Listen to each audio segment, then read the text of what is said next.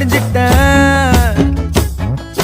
முத்தாமு தந்த பூவ கொடுத்த சக்கர போலத்தான் பேசி சிரிப்ப. பூசாமணியும் குறை பேசி போன குடிகார